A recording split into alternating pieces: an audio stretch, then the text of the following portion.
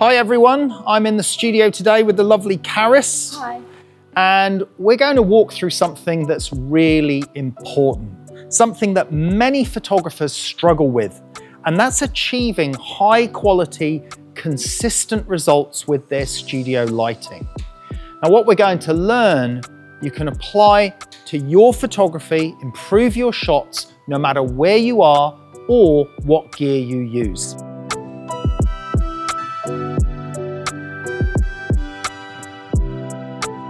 So here we have a standard 3-point lighting diagram. Now some of you will be familiar with these. You may have even used them yourselves in the past. Now the problem with lighting diagrams is it's not an instinctive way to work with lighting, and you won't always get the results that you expect. So I'm going to photograph Karis with this 3-point lighting diagram.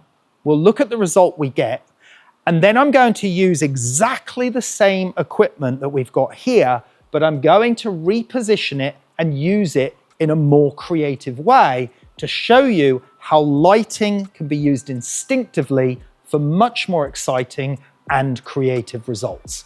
Let's get started. Okay, Karis, let's have a look and see. Now, as you can see, the result is okay, but it's far from great. And that's because lighting isn't about following a set of instructions. It's about understanding light. That is what makes the difference. Let's see what happens when I make some changes.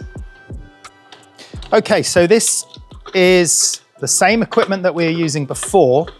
I've just repositioned everything based on what I know instinctively. I'm taking that reflector, main reflector off of this light, and I'm going to use this as a fill light, but because the light can escape around the studio now, it's going to give me a little bit more bounce and fill.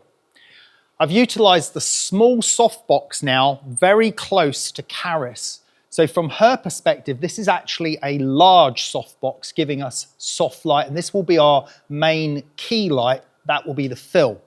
And because we only have 3 lights, I'm going to utilize this larger softbox that we had and make it work for me like 2 lights. One, it's going to wrap some lovely soft light onto Karis because it's quite close to her here. And 2, it's going to wrap some light around the back of Karis as a hair light. And I'm going to leave the background go to whatever tone it goes. It should go to a mid to dark grey. Let's take a shot and see what it looks like.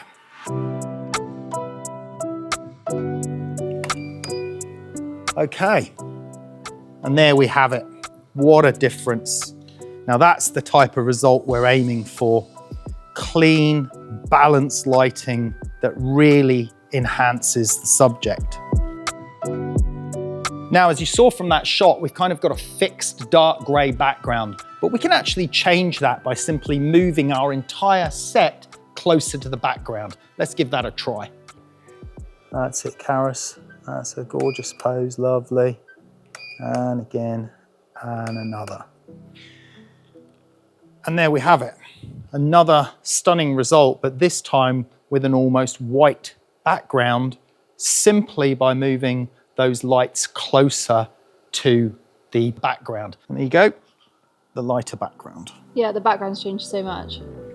So, what I'm going to teach you today isn't about memorizing diagrams or settings. It's about giving you the knowledge to control light instinctively so you can adapt and adjust in real time, whether you're in a studio or any other location.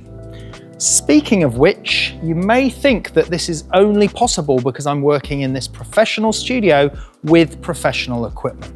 Well, let's go somewhere else. So here we are. We've moved to this much smaller studio space, and I'm going to be using just basic equipment, this 50mm lens on a 35mm camera, and you may have noticed I'm also only going to be using 1 studio light.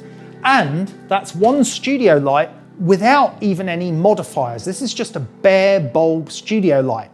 Now ordinarily this light will cast strong shadows, as you can see on our background there, and it gives very high contrast, and it's not really a flattering light to use. But if we understand lighting and we understand the mechanics of what's actually happening, then we can use light and modify it to our advantage. And that's exactly what I'm going to do. Now, this simple technique just requires me to turn the light around and face it in the opposite direction. So I will be shooting here, but the light is pointing the other way. Now, that may seem completely abnormal to what we would normally do with lighting. But if we think about it, let's look at what's actually happening. So we have our bare bulb point hard light source.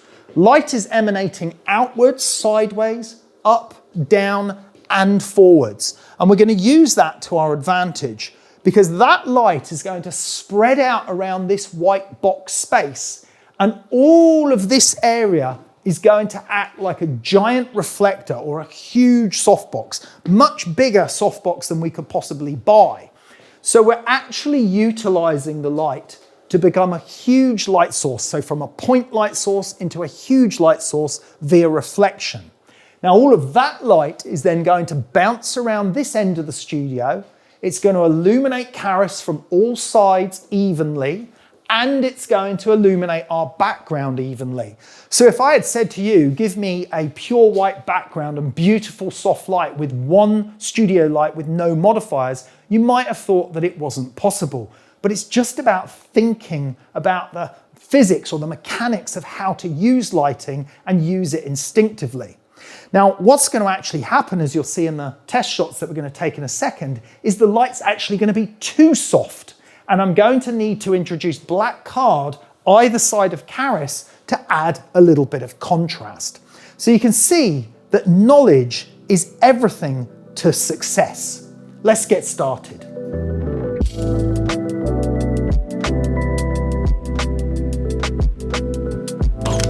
So what we've got here is that beautiful soft light that I was speaking about.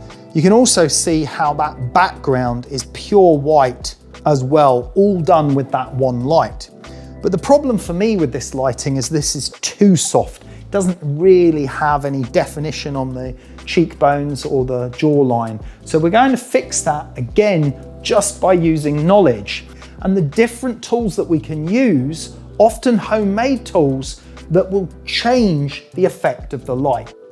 So by bringing these black flags, as we call them, and this is just black card, black foam board, we're now cutting light out from hitting this part of Caris, and that's adding shadow lines down the side of the cheekbone, jawline, neck, and shoulders. And it's just basically working by blocking that light that is bouncing all around our space here.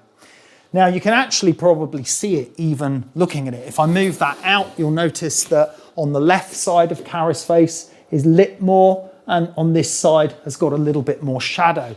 And then when I slide this back in, we'll get that shadow coming in on this side as well.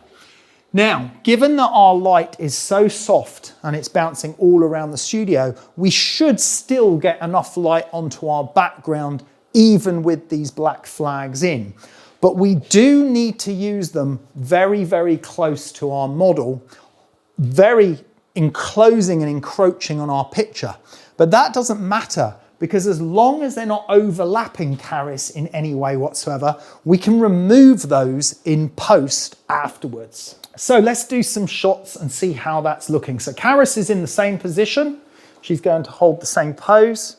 I'm going to frame up my shot and shoot. So here you can see that lovely contouring that's happened from those black flags that are shading down the side of the cheeks and the jawbone and even down there onto the arm. And that's given us that really nice high contrast look. So we're going to move on to our next example.